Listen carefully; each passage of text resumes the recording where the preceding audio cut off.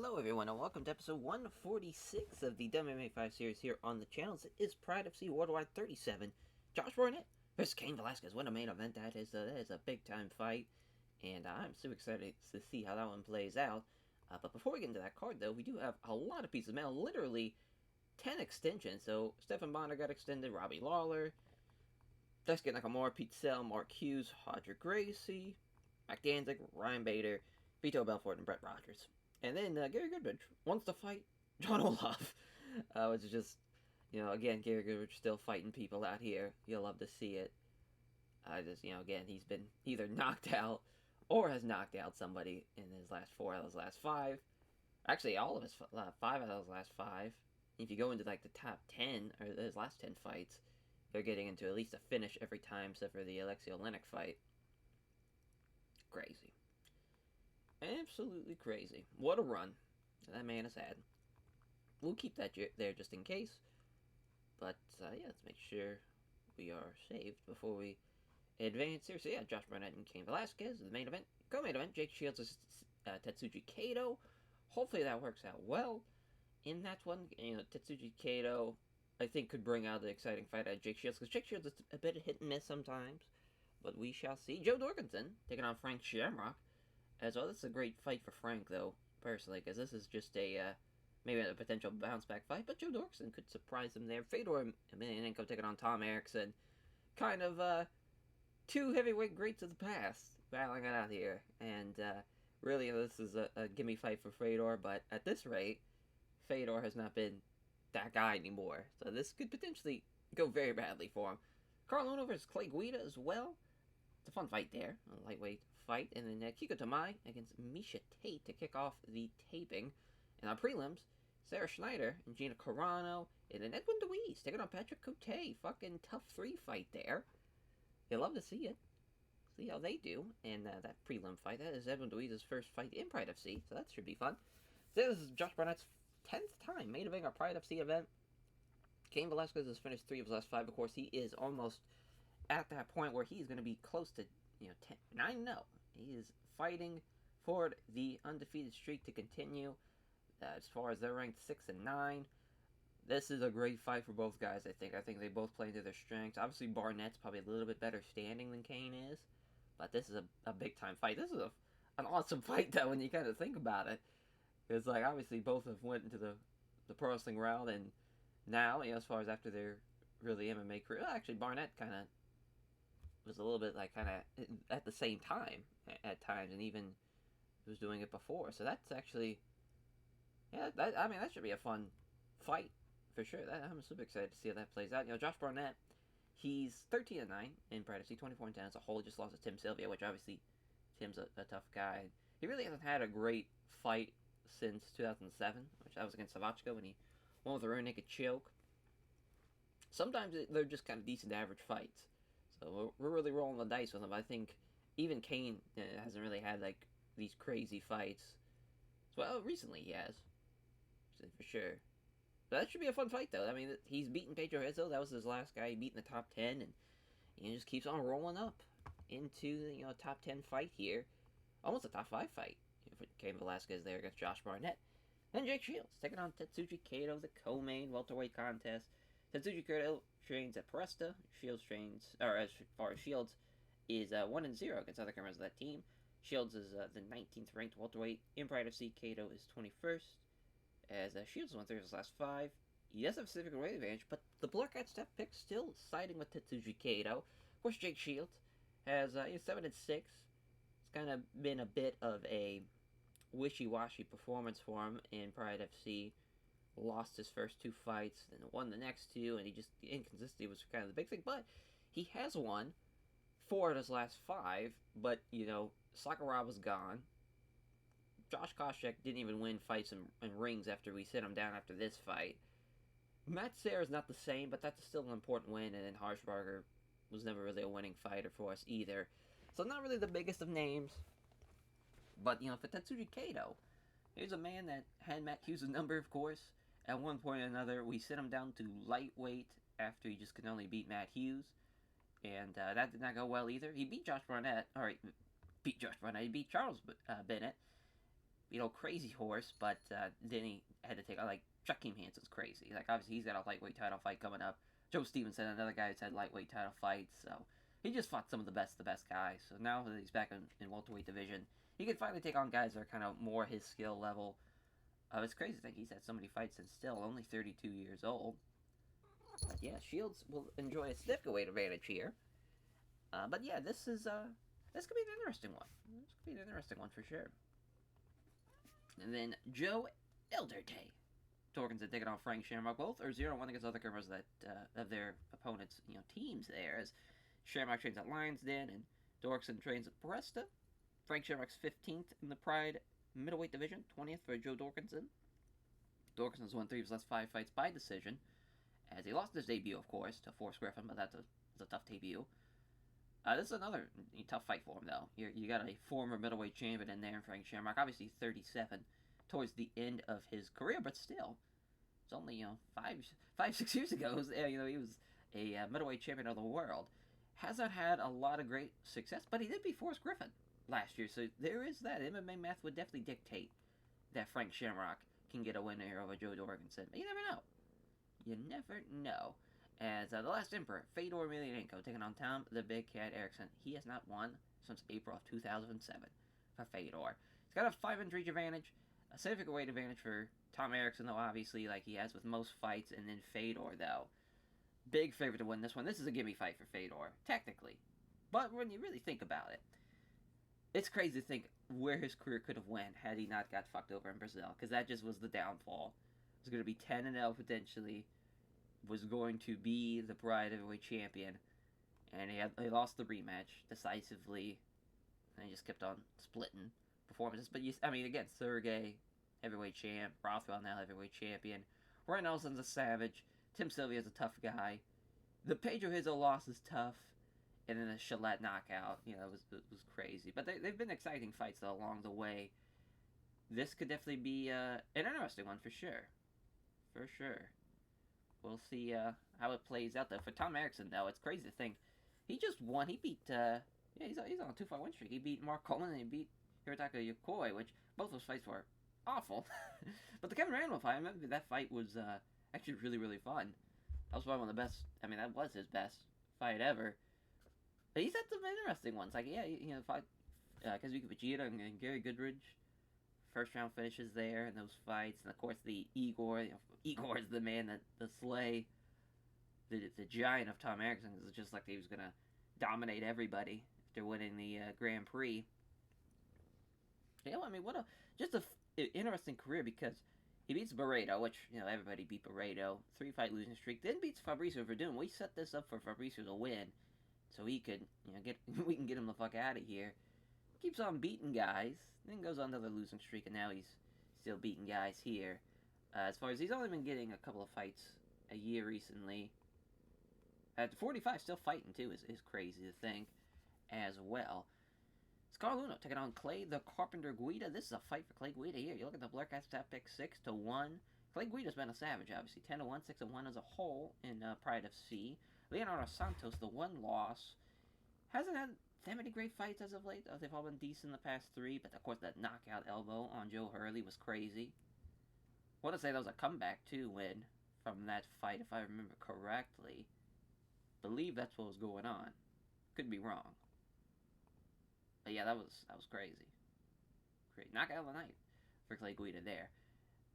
That's his only knockout of anybody that's an actual opponent besides this local fighter here, his 4th local fight. Carl Uno, interesting, because when we signed him, he was like at the top of his game, and he just never clicked. He lost to Gomez, lost to Thompson, lost to Hurley even. That was a split decision loss, though. Those are tough, obviously, to take, and had a submission loss to Baraga. Might have been able to send him down the ranks to kind of get his groove back, but he beat Kawajiri, beat Leonardo Santos, then he had to take on Ramiro Sato, beat Pat Healy there, and the Dwayne Ludwig loss is tough too. But yeah, he fought some tough guys for sure in Josh Thompson and Ramiro Sato. But, I honestly think it's a lot closer than what they're giving credit to. So I think, Carlino matches pretty well with Clay Guida. We'll see. See how it goes. Kiko Tamai taking on Misha Takedown Tate. Tate has finished 3 of her last 5 opponents. Demise won 3 or 4 of her last 5 rather by decision. Demise ranked 19th in the women's division, 25th for Misha Tate, and she is the favorite, 6-1. Kevin backing Kiko Tamai. Kiko Tamai, of course, has a lot of experience compared to Miss Misha Tate, but it's crazy to think she beat Jermaine Durand me too, because I thought that was going to be a bloodbath. But she beat her. Unanimous decision win. Would love to see her get a finish. I don't think it's going to happen. If she will win, it's probably going to be by decision. But for Misha Tate, lost her debut to Julia Brzakova. Was on a 2-fight losing streak, actually. We kind of brought her in maybe at the wrong time after losing the Smack Girl title fight with Rosie Sexton. Probably should have gave her one fight in Smack Girl to kind of get her, bearings together. They didn't bring her in when she was 5-1, but I got faith in her though for sure. I think she could beat Kiko Tamai there, and then Sarah Schneider against Conviction Gina Carano, as Gina Carano's gonna have Pacific weight advantage. She has been pretty average so far. Because the Sophia wins, she definitely should have beat Sophia, but she's fought tough girls too at the same time, like Cyborg and Marlis Conan. Obviously, that was the Elite XC fight, but Marlis Conan's tough, for sure. But yeah, we'll see how she does here. I guess, Sarah Schneider, 3-2, 0-1. She lost to Michelle Watterson, the karate hottie, herself, and I just don't think it's going to happen for Sarah Schneider there. We'll see, though. We shall see. Then Edwin, babyface Deweese against Patrick the Predator Cote. Edwin Dewee's going to have a Pacific weight advantage. First time they fought, of course, Deweese's debut. He has been in rings forever. We probably signed him, 2007. He's been in there for a long time. But a 4-fight win streak? As far as Rodrigo Hoos is a big win, and also Josh Rafferty, too, to be honest. The Jason Miller loss is interesting, because really, besides that, he would have been on a hell of a roll there. But this is a big fight. It's a big fight for sure. I think Patrick Cote, it's unfortunate that he never really got a lot of fights, unfortunately. That middleweight division is just so tough to really climb. Because, he only had like a fight a year, and he should have been getting more. Because, he puts out some good performances for sure. Knocked out, he beat Lil Nog, he choked out Benji Radish. We'll see what he does here against Evan Deweese. To kick off the prelims, minus 320 for Patrick Cote. Evan Deweese has so many fights. That fight experience is crazy for being 27 years old. That's Jesus. He's had way more fights than he's been alive. It's just wild. Yuji Shimada is our referee, ringside judges. Cote is facing a major size disadvantage, though. It's giving up at least 25 pounds. So that's going to be decisive for sure. Round 1 begins. They touch gloves. Deweese with a straight right. Cote rather with a straight right. Cote with a nice jab and straight right again. Look at the kickboxing, though. Working really well. Catches him with the right hook now. Deweese with a takedown attempt. He's got it, though. Oh, but the neck was exposed, though. He's got the guillotine potentially. He's got it. Damn, tough break for Evan Deweese. You hate to see that debut go very, very wrong. He's getting fucked up. Went for the takedown. It was a good idea, but left his neck exposed. And Cote makes it 7-3. As he praises his team at the Canadian Martial Arts Center, is very responsible to all of his fans, or rather his family, his friends and fans who came out to support him. Sarah Schneider and Gina Carano, our last prelim fight, 4-2, 3-2, American Jiu-Jitsu. Alright, against Muay Thai, Gina Carano, both with no team. Yeah, Gina's got the height, the weight, she's about got reach too. It's going to be bad, I think, for Sarah Schneider. We'll see. Yuji Smiles, referee. Towering over Sarah Schneider is Gina Carano. They touch gloves, engage in the corner. Neither fighter can manage an exchange of strikes here. Doesn't find the mark on the right hook, does Carano. Both off target with a left jab and a right hand. Meet in the center again. Feints one way, and here comes Schneider being off balance. And now she's badly exposed. Slips past the right hook attempt and it quicks the left hook. Carano looking for a left, but doesn't connect though off the counter. The Schneider jab lands, but Schneider evades the big right punch again. Not doing a whole lot of damage so far in these first 2 minutes. Carano with a nice jab and a low kick. Slipping past the right hook, and there's a quick left hook again. Yeah, Gina Carano confident there. Obviously, is in her bag for sure. As she lands the left hand and scores the right cross, the lands hard. Gina Carano's now back in the pocket. Connects the jab, misses a vicious right. Trying to relax here. Don't want to give up too much there. Schneider with for the big right hand. Here comes an off balance. Now Schneider, Gina Carano's coming off the counter with a left jab and a glancing blow with a high kick. Off target with the left hand. jab connects with the right hand, though. 1-2 from Carano. Feint again. I mean, Schneider's just getting fucked up at this point.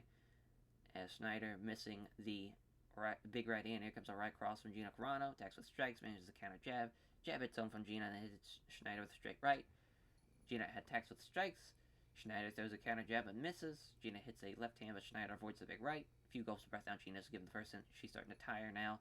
She's pressuring her up against the ropes, potentially. Or no, I don't even think it's the ropes. Yeah, just trying to pressure her into the pocket. She's in the pocket. Gina feints. Again, Schneider's off balance, as there's a jab that hits her with a straight right hand that lands hard. Too engaging here. Nothing really happening, though. Schneider misses the left hand. Here comes the right hand taking on the gloves. Misses with the jab. Does Carano, but she's still moving forward. Two kind of left hands from Schneider. Hits the jab. Doesn't connect with the big right, though. And there's a nice jab and a right hand from Carano. Nice 1-2. Counter left hand from Schneider. Can't connect to the setup strikes, but it's the straight right. And Gina Carano, I mean, oh, there we go. Now she stumbles away into a clinch. She's looking shattered, though. That's not a good sign for Gina Carano, but she's looking for that takedown. Doesn't happen. Schneider's got control of it. Looking to take this fight to the ground. The sucker under the guard, but that's not happening. Carano stops it, looking to take her down again. Ugly takedown attempts here. Looking for the trip at the end, not happening. I cannot believe Gina Carano cannot fight for over 10 minutes. Like, that's crazy that her stamina is that poor. Man, oh man, this could turn into an ugly-ass fight. Let's see what happens in the second. They engage. Slipping past the right hook. There's Gina Carano with a left jab and a right hook. Guys missing with the left jab, but hits the right cross. Gina Carano scores the jab and misses the right, but has the right hand blocked, rather. Gina Carano counters with the right hand with a left jab and a right hand that lands clean. Yeah, Schneider's just getting fucked up. She's getting outstruck. She can't take her down. She's just a fucking target at this point. She's just a punching bag. As Gina Carano's off target with the jab, it connects with the right hand. There's a gash beneath the eye now of Gina Carano as Schneider seizes the chance and grabs Gina into a clinch. Schneider grabs an arm and tries to pull Gina down to the ground. The attempt doesn't work, though. Gina Carano blocks and takes control as a result. Now looking for a sharp trip. Easy for me to say. Can't get quite that trip, though. As Gina's now Schneider working her way back into it. Looking to take this fight to the ground as Gina defends it against it well and takes control of the clinch. Halfway point now. Reap of the leg. Can't get her down. Schneider trying to suck her into the guard now again. Can't do it again. As now Schneider attempting to sweep Gina. Will she finally do something? You know, oh well, there we go. It's a messy one, but it's an elevator sweep. Gives her an opportunity to scramble. Schneider ends up in guard, trying to pass. Look at Sarah Schneider go. She's got her on the ground. Finally is able to do something. Trying to get some elbows in. Trying to move to guard. Not happening. Some more elbows. They're completely dealt with, but she's doing something. There we go, Sarah Schneider. Do something. There we go. I mean, yeah, she probably won that round. It's close, but yeah, probably. I think she did enough to steal it. And Gina's now attended by the cut man. Let's go, Sarah Schneider. Let's make a comeback. Misses the right hook and gets kind of the great right hook, though, unfortunately. There's a left hand, but then catches over the right hook. A few gulps of breath, starting to tire now. Both fighters step in to strike. Can't hit the right cross, though. Is off target with the jab, also can't hit the right cross. There's a left hook from Schneider, left jab, and then also scores the great right hook. Gina looking shattered, initiate the clinch to buy some recovery time now. She's trying to push Gina so she's back against the ropes. Can't do it, though. Gina defends it well. Halfway point now, looking for a leg sweep trip. Gina maintains a good solid base, looking to muscle her up against the ropes. Doesn't manage it, though. There's a trip takedown. Gina stops within the trip, then uses her wrestling to take control. Can't get her out of a takedown, so about a minute left here. Both girls. Even, Gina Carano. She's got to go for broke. Sarah Schneider's got to go for broke. Let's see what they get. Trying to wiggle free, but Schneider keeps a good control of her still. A couple of short-range punches as well. Looking to take her down now is Gina Carano. That gets blocked now. Gina Carano's completely out of gas. That's the end of the fight, though. Yeah, that was embarrassing to see Gina Carano just lose stamina like that, but she still wins the fight. Yeah, it's an embarrassing performance, to be honest. As, she thanks her sponsors and all of her friends. She may not be the greatest interviewee, but her looks alone means she'll always get a reaction. Alright. Keep it in your goddamn pants, WMMA 5 little reporter fella. Jesus Christ, as Kiko Tamai, Misha takedown Tate, 4-2, 19-2 kickboxing, grappling, wrestling background for Misha Tate. Minus 290 for Misha Tate there on the betting line. So let's see how the main car opens up, though, as Yuji Shimada's referee, ringside judges here, about to front from a home crowd. Kyuto Mai, unsurprisingly, gets a loud ovation from the crowd.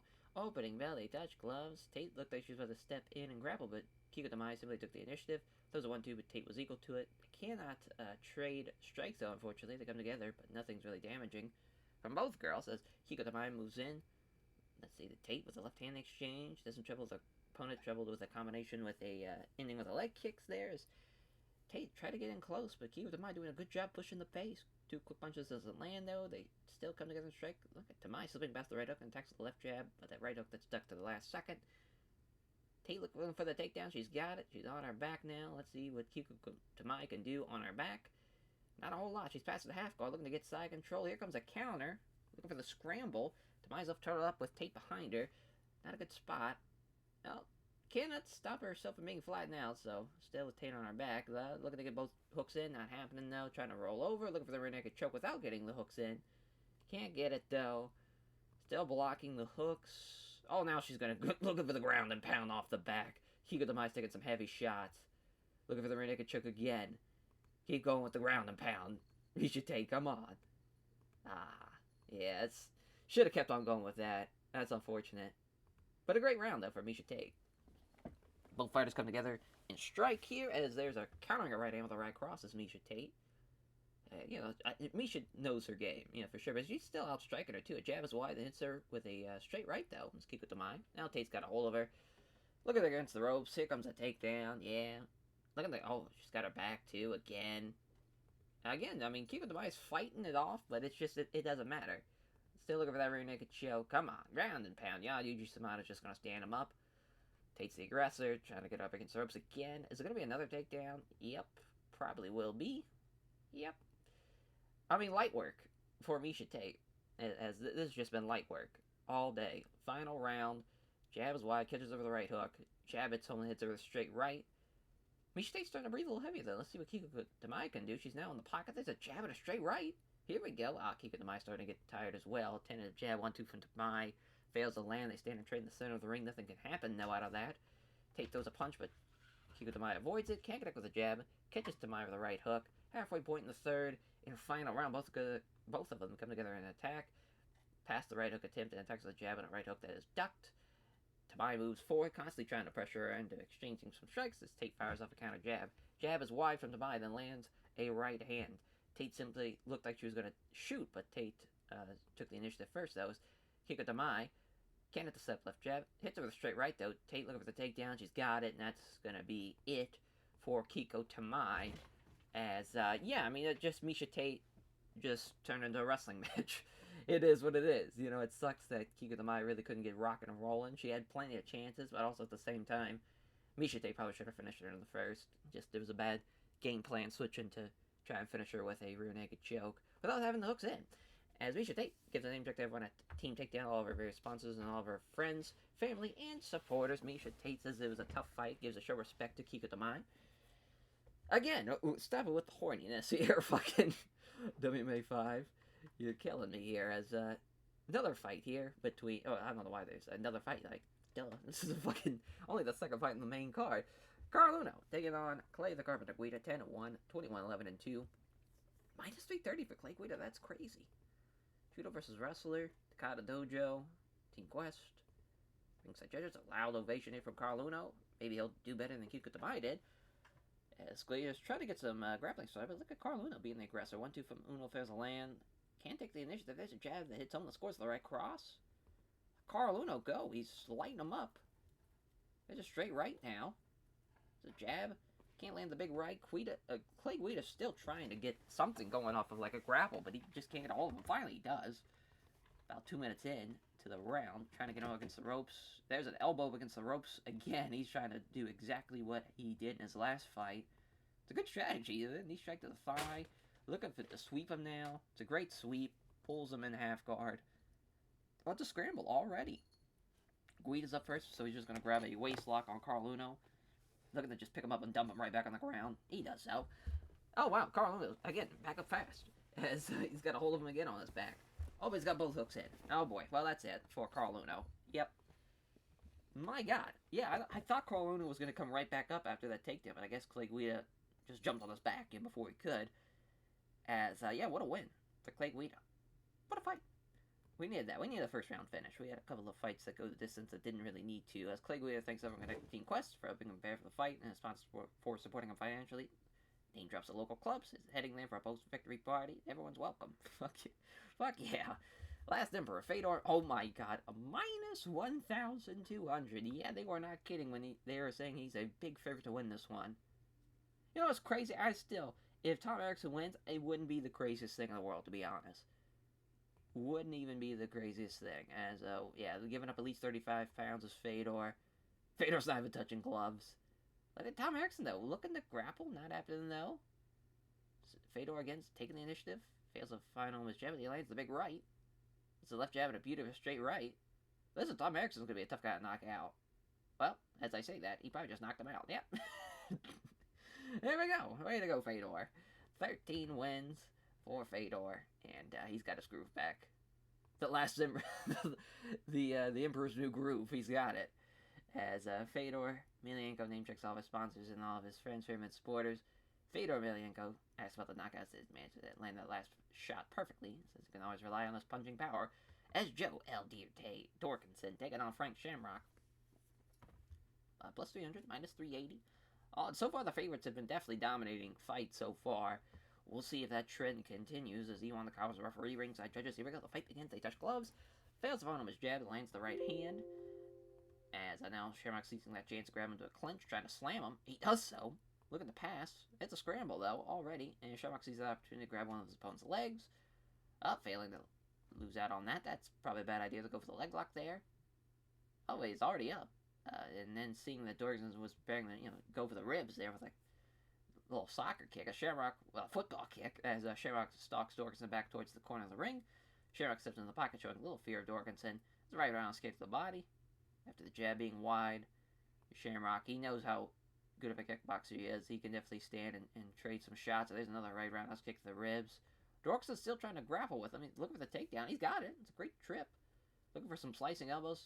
To the head, not happening, though. Trying to sweep, not happening either. Oh, here we go. Now they burst into life. Does Frank Shamrock scrambling for position? Not enough, though. Dorkinson's able to control side control. Looking for an arm triangle now. That would have been crazy. Oh, well, look at Dorkinson. Takes us back, and Shamrock tries to sweep him. That's a terrible idea for Frank Shamrock. Got both hooks in. Oh, boy. Dorkinson's going to win. Rear naked choke. Oh, wow. Frank Shamrock hanging on. I cannot believe this. Is it? Oh, he still can't finish him. No way. Joe Dorkinson, what are you doing? You had both hooks in. Couldn't even finish him. Unreal. What an upset that would have been. But Frank Shamrock survives another round. As long as he doesn't get caught like that again, he should be fine. Because he's doing a good job standing-wise.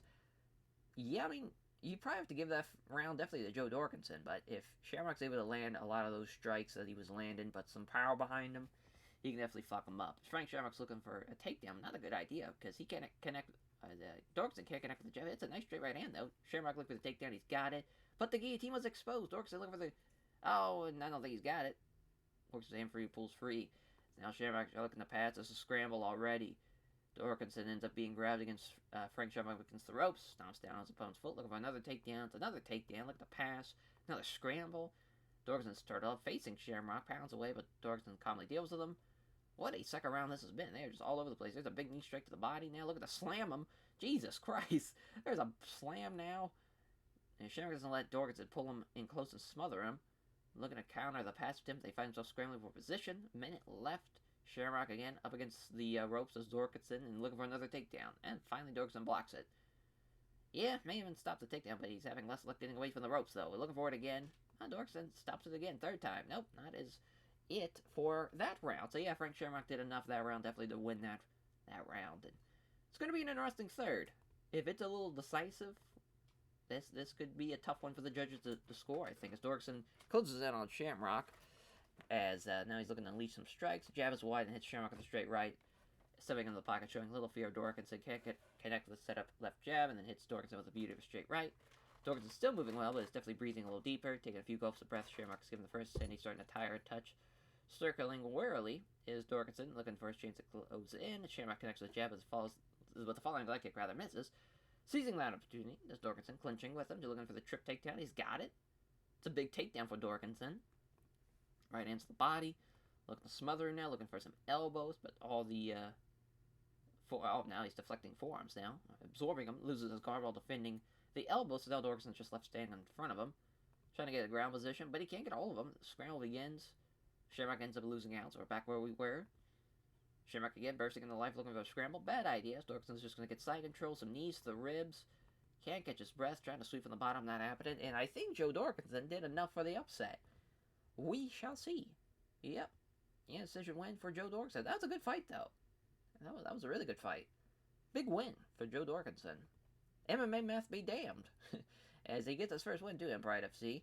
He wants to fight Lee Murray. Praises everyone connected to Preston for being prepared for the fight and his sponsors supporting him financially. Yeah, Lee Murray fight, that could definitely be interesting. It's Jake Shields versus Tetsuji Kato, our co-main event. Finally, we have a fight that's pretty close on the betting lines. Minus 190, plus 150. See if we're going to be 2 for 2 for Poresta tonight. Back-to-back wins for Poresta teammates. We shall see. Both guys have a lot of fight experience. This should be a fun one. Yozo is our referee, ringside judges. He's got at least close to 25 pounds on him. Jesus. Shields a fucking monster out here. Kato, unsurprised, gets a loud ovation from the crowds. He makes entrance. Round 1, they clinch up, start jockeying for position. Got him up against the ropes here, potentially. Looking for the takedown. Not happening. Shields trying to push him against the ropes. Kato out-wrestles him. Looking for the takedown. It's Kato. Oh, it looks like we're just going to wrestle fuck each other. Now Shields got him against the ropes. Looking for the trip. Not happening. Trying to sweep him. There we go. We finally see someone get thrown to the mat. Shields has no problem getting side control. Now keeps him getting a few quick strikes. A handful of punches now. At least he's not trying to lay in prey. He's laying in some shots at least. But Yozo's going to stand him up with about 5 minutes left in the first.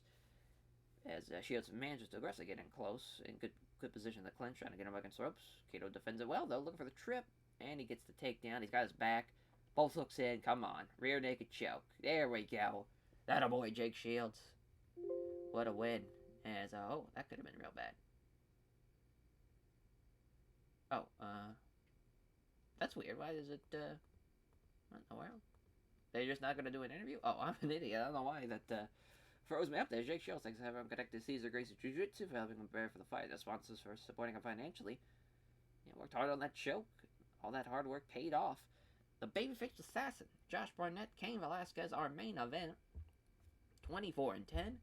8-0, Yuma, Arizona, Seattle, Washington. This is a great fight, though. Both these guys match up so well. Wish the betting line was a little closer, but I just feel like this fight benefits both guys so much. Yozo's back out there as a referee, ringside judges. Here we go. Damn, Barnett completely ignoring the Dutch gloves. They engage now. Barnett with a jab, but has the right hand blocked. There's a jab and a great right hook, though, from Cain Velasquez. Velasquez looks like he's trying to angle in the grapple here. Connects with a jab and hits him with a high right head kick. And connecting with the jab, hits him with a leg kick. I can't believe Velasquez didn't go down with that head kick. This is a big knee strike to the body. Man, they are beating the fuck out of each other. Barnett out-wrestling him now, trying to get him against the ropes. Now he's the one being out-wrestled. Velasquez got him up against the ropes. Double underhooks, looking for the takedown. It's a Greco-Roman slam. Here we go, Cain Velasquez. This is your moment. It's pulled in tight. Stopped from being launching an attack. Now looking for the armbar from the bottom. Wow, he not only stops it, but now he's got side control. Cain Velasquez is about to run through this heavyweight division.